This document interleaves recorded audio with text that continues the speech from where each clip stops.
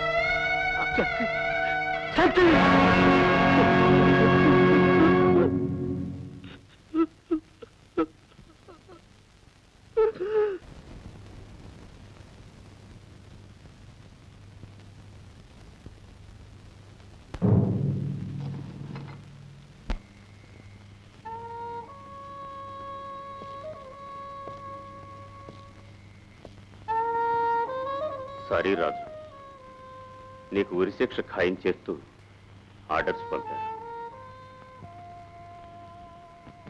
నా సర్వీసులో ఇలాంటి రోజు రాలేదు.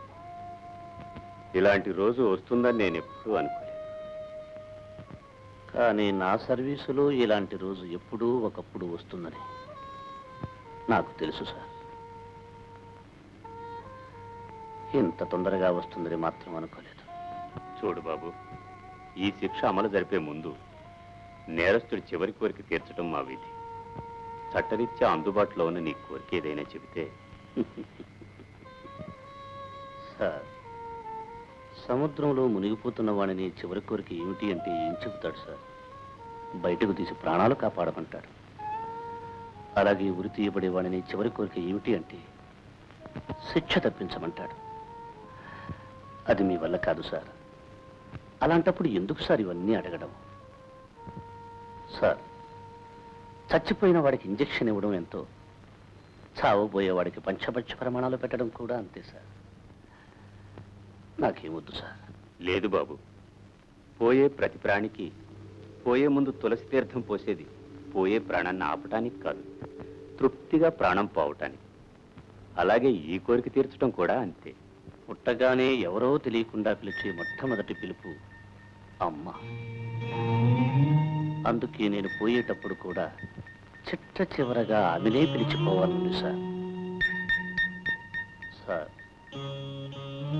నేను పోయే ముందు ఆవిడ్ని చూడాలి. నేను పోవడం ఆమె కళ్ళారా చూడాలి. తీసుకొస్తారా సార్? ఆమె ఎక్కడున్నారు?